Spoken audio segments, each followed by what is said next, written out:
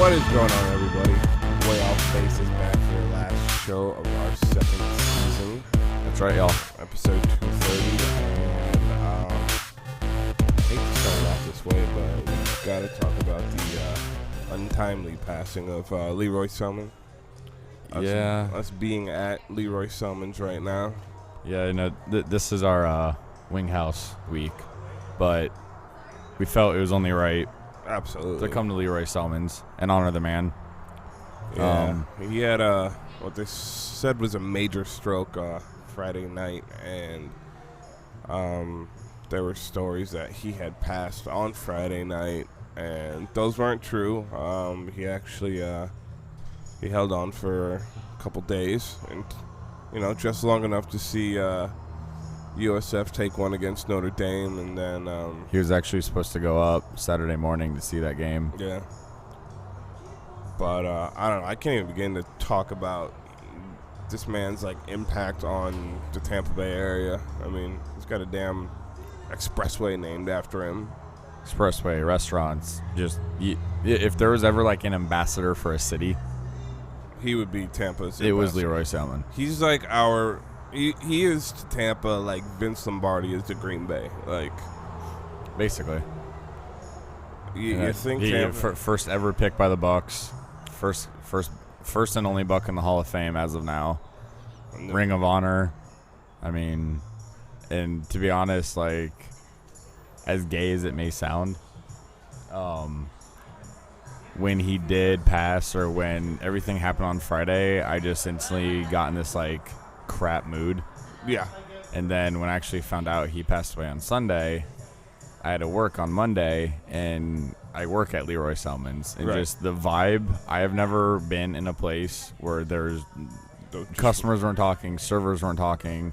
It was just silence. Everybody was freaking out. He was just in a couple days before all this happened.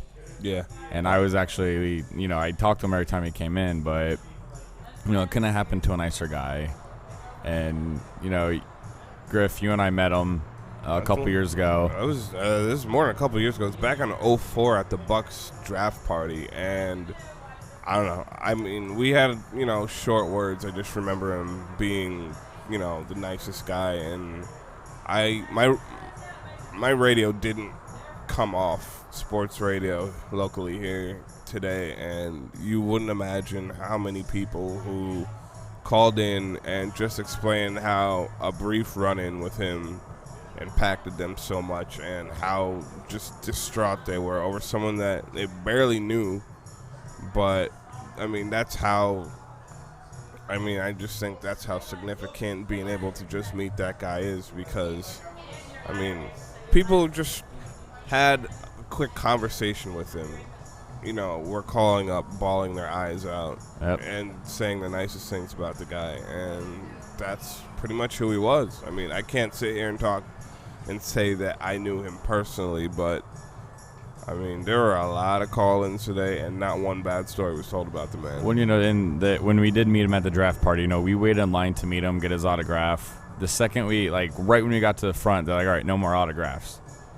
He still gave us an autograph, still took pictures with us. Yep. And I don't think he has ever said no to anybody. Except maybe opposing quarterbacks back in the NFL. Oh, he said more than no. Right. But I'm fortunate enough to have met him on numerous occasions. And one of my favorite stories about him is I had only been working at Selmon's for about a month. It was Christmas Eve. He came in to get to-go food.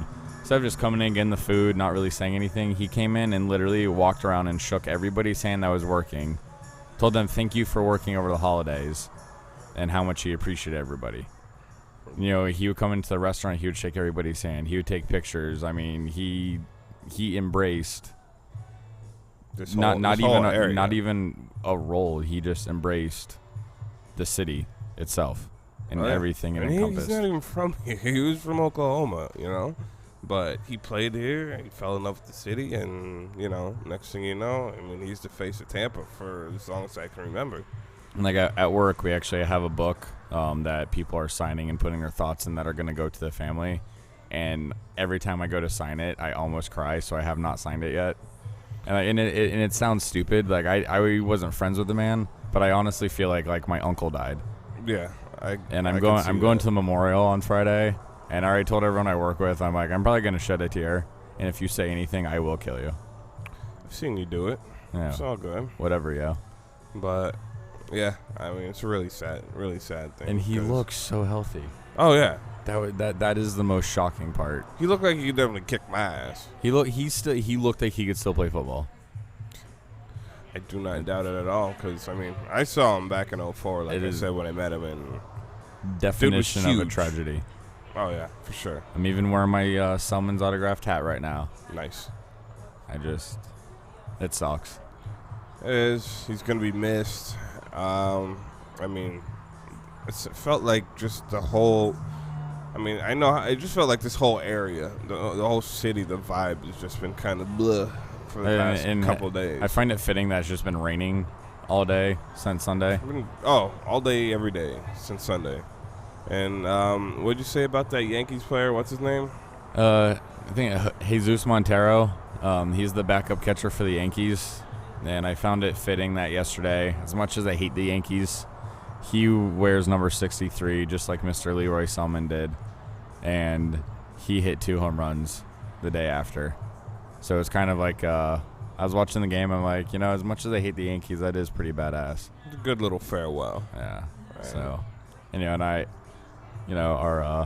our energy is really not much right now. No. But this isn't really uplifting news. Not at all. There would be no USF football. Oh, no. If it weren't for Roy Selmon. Skip Holtz would not be the coach of USF football right now if it wasn't for Roy Selmon.